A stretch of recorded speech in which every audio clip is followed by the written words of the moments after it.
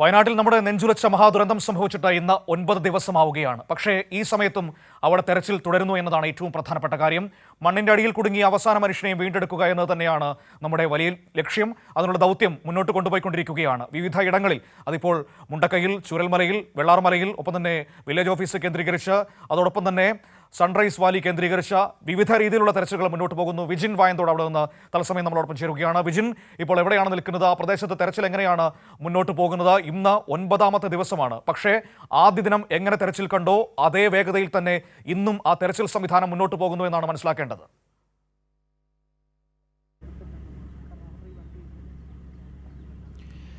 തീർച്ചയായും ഞാനിപ്പോൾ മുണ്ടക്കയിൽ നിന്ന് ഒഴുകി ഏകദേശം ചൂരൽമലയിലേക്ക് ആ വെള്ളവും പാറയും ഒക്കെ എത്തിയ ആ പ്രദേശത്തിന് സമീപമാണ്. അവിടെയാണ് ഇന്ന് കൂടുതലായി തിരച്ചിൽ നടന്നത്. മുണ്ടക്കൈ മുകളിൽ ഭാഗങ്ങളിലും ഒക്കെ തിരച്ചിൽ തുടരുന്നു. പക്ഷേ ഇങ്ങോട്ട് ഈ ചളിയും പാറക്കെട്ടുകളും ഒക്കെ എത്തിയ സ്ഥലമാണിത്. ഇവിടെ നേരത്തെ മഴയൊക്കെ ഉണ്ടായിരുന്ന സാഹചര്യത്തിൽ വലിയ വെള്ളവുമൊക്കെ ഉണ്ടായിരുന്നു. പക്ഷേ ഇപ്പോൾ മഴ 2 ദിവസമായി മാറി നിൽക്കുന്നത് കൊണ്ട് കുറച്ച് ഭാഗങ്ങൾ ഒക്കെ ഉണങ്ങിയിട്ടുണ്ട്. അതുകൊണ്ട് ഇവിടെ കൂടുതൽ ഇറ്റാച്ചിയൊക്കെ ഉപയോഗിച്ച് പരിശോധന തുടർന്നുകൊണ്ടിരിക്കുകയായിരുന്നു.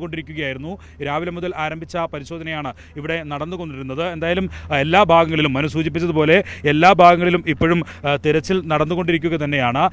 ആരെങ്കിലും ഏതെങ്കിലും ശരീരഭാഗങ്ങളോ ഒപ്പം തന്നെ മൃതദേഹമോ കണ്ടെത്താൻ കഴിയുമോ എന്നുള്ള പരിശോധനയാണ് പൂർണ്ണമായും നടക്കുന്നത്. സർക്കാരൊക്കെ നേരത്തെ മന്ത്രിമാരൊക്കെ അറിയിച്ചതുപോലെ ഈ പൂർണ്ണമായും ആളുകളെ കണ്ടെത്തുന്നത് വരെയുള്ള തിരച്ചിൽ നടത്താൻ തന്നെയാണ് തീരുമാനം. ഒപ്പം തന്നെ ആളുകളുടെ എണ്ണം കൃത്യമായി എടുക്കാനുള്ള റവന്യൂ വകുപ്പിൻ്റെയും തദ്ദേശ വകുപ്പിൻ്റെയും ഒക്കെ നടപടികളും ആരംഭിച്ചിട്ടുണ്ട്. അത് റേഷൻ കാർഡ് വിവരങ്ങളും ഒപ്പം തന്നെ വോട്ടർ പട്ടികയിലെ വിവരങ്ങളും ഈ സമീപ സ്ഥലങ്ങളിലെ ഈ ആശാ വർക്കർമാരുടെ അവർ നൽകുന്ന വിവരങ്ങളും സമീപവാസികൾ നൽകുന്ന വിവരങ്ങളും ഒക്കെ ശേഖരിച്ചുള്ള നടപടികളിലേക്കാണ് ഇപ്പോൾ കടന്നിട്ടുള്ളത്. എന്തായാലും ഒപ്പം തന്നെ ഈ പ്രത്യേക നിർദ്ദേശപ്രകാരം ഈ ഭാഗത്തുള്ള റേഷൻ കടകൾ ഉൾപ്പെടെ തുറന്നു പ്രവർത്തിക്കാനുള്ള തീരുമാനം എടുത്തിട്ടുണ്ട്. അല്പം മുമ്പ് ഞാൻ ഇങ്ങോട്ട് വരുന്ന വഴിയിൽ ചൂരൽമലയിലെ ഉൾപ്പെടെ റേഷൻ കടകൾ പൂർണ്ണമായും സന്നദ്ധ പ്രവർത്തകർ വൃത്തിയാക്കിയത് തുറന്ന് കൊടുക്കാൻ പാകത്തിലേക്ക് എത്തിക്കൊണ്ടിരിക്കുകയാണ്. എന്തായാലും ഇവിടെ ഇപ്പോഴും ഇവർക്ക് ആശ്വാസം പകരാൻ ജീവിച്ചിരിക്കുന്നവർക്കും ഒപ്പം തന്നെ സമീപവാസികൾക്കും ഒക്കെ ആശ്വാസം പകരാനായി നിരവധി നേതാക്കളും ഒപ്പം തന്നെ ഈ സന്നദ്ധ പ്രവർത്തകരെ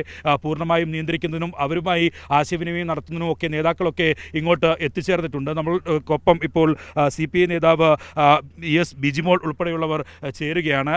എങ്ങനെയാണ് ഈ മൂന്നാറും അതുപോലെ തന്നെ ഇടുക്കിയുമൊക്കെ ഇങ്ങനെയുള്ള ദുരന്തങ്ങൾ കാണുന്നതാണ്. അതിന് സമാനമായ രീതിയിൽ വയനാട്ടിലും ഉണ്ടാകാറുണ്ട്. പക്ഷേ ഇത് ഒരു കേരളം കണ്ടിട്ടുള്ളതിൽ വെച്ച് ഏറ്റവും വലിയ ദുരന്തമാണ്. ഇവിടെ എത്തിയപ്പോൾ എന്താണ് നമ്മൾ മാധ്യമങ്ങളിലൂടെ കാണുന്നതിനേക്കാളുമൊക്കെ ഭീകരമായ ദൃശ്യങ്ങളാണ് നമ്മൾ നേരിട്ട് കാണുമ്പോൾ ഉണ്ടാകുന്നത്. എനിക്ക് തോന്നുന്നു നമ്മുടെ രാജ്യത്ത് തന്നെ ഉണ്ടായ ദുരന്തങ്ങളിലെ ഏറ്റവും വലിയ ദുരന്തമാണ്. വളരെ സന്തോഷത്തോടുകൂടി ജീവിച്ചിരുന്ന ഒരു പ്രദേശത്ത് പെട്ടെന്നുണ്ടായ മണ്ണിടിച്ചിലും ഉരുളുപൊട്ടലും മലവെള്ളപ്പാച്ചിലിനും എത്രയോ ആളുകളുടെ ജീവൻ, നമ്മുടെ സഹോദരങ്ങളുടെ ജീവൻ ഇതിനോടകം നമുക്ക് നഷ്ടപ്പെട്ടു പോയിട്ടുണ്ട്.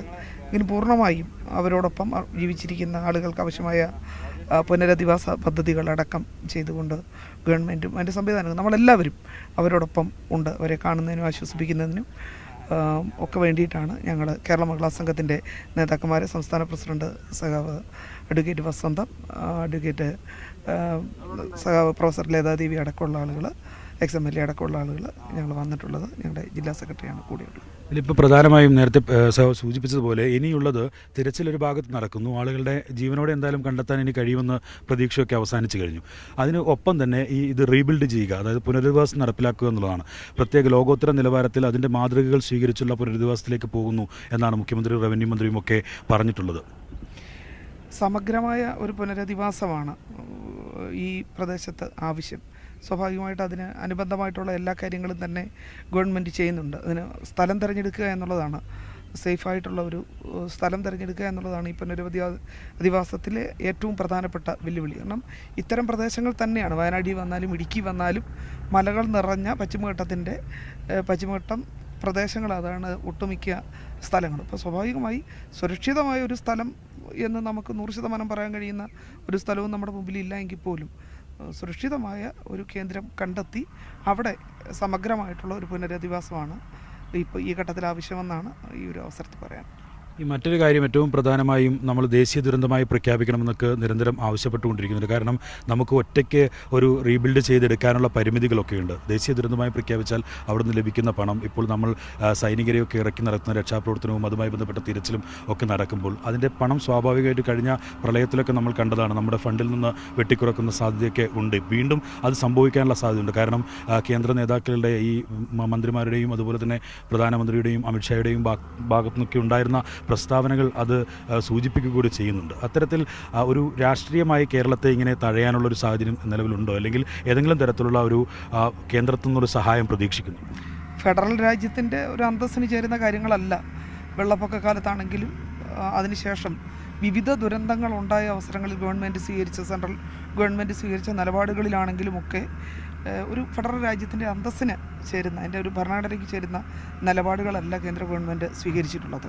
ഈ ഒരു ഘട്ടത്തിലും ഇതിൻ്റെ ഒരു തുടക്കത്തിൽ തന്നെ പാർലമെൻറ്റ് നടന്നുകൊണ്ടിരുന്ന അവസരത്തിൽ നമ്മുടെ MP തന്നെ വളരെ ശക്തമായിട്ട് അതിനകത്ത് ആവശ്യപ്പെട്ടു, ദേശീയ ദുരന്തമായി ഇതിനെ പ്രഖ്യാപിക്കണം. അങ്ങനെ ദേശീയ ദുരന്തമായി പ്രഖ്യാപിച്ചാൽ ഉണ്ടാകാവുന്ന അല്ലെങ്കിൽ കിട്ടാവുന്ന ചില ബെനിഫിറ്റുകളുണ്ട്. നമുക്കറിയാമല്ലോ, ഇപ്പം മുഖ്യമന്ത്രിയുടെ ദുരിതാശ്വാസ നിധിയിൽ നിന്ന് ലഭ്യമാകുന്ന പണവും സംസ്ഥാന ഗവൺമെൻറ്റിന് മാറ്റിവെക്കാൻ കഴിയുന്ന പണവും കേരളത്തിൽ നിന്ന് സുമനസ്സുകളുടെ സഹായത്തോടു കൂടിയാണ് നമ്മൾ ഇതിനെ അതിജീവിക്കുന്നതിന് വേണ്ടിയുള്ള ഒരു വലിയ പരിശ്രമം നമ്മൾ നടത്തിക്കൊണ്ടിരിക്കുന്നത്. എന്നാൽ പോലും നമുക്ക് അവകാശപ്പെട്ടതാണ് ഇത്തരമൊരു ദുരന്തം ഉണ്ടാകുമ്പോൾ കേന്ദ്ര ഗവൺമെൻറ്റിൻ്റെ മാന്യമായ നമുക്ക് അർഹതപ്പെട്ട ഭരണഘടന നമ്മുടെ സംസ്ഥാനത്തിന് നൽകുന്ന അർഹതപ്പെട്ട ഒരു പരിഗണനയുണ്ട്. അതുപോലും തരാതെ അതിലും വ്യത്യസ്ത നിലപാടുകൾ സ്വീകരിക്കുന്നു എന്ന് പറയുന്നത് ദൗർഭാഗ്യകരമാണ്. നമ്മുടെ ഭരണഘടനയുടെ അന്തസ്സിനും നമ്മുടെ രാജ്യത്തിൻ്റെ അന്തസ്സിനും ഒന്നും ചേരുന്ന ഒരു നിലപാടല്ല കേന്ദ്ര ഭരണകൂടം ഈ കാര്യത്തിൽ നമ്മളോട് കാണിക്കുന്നത്.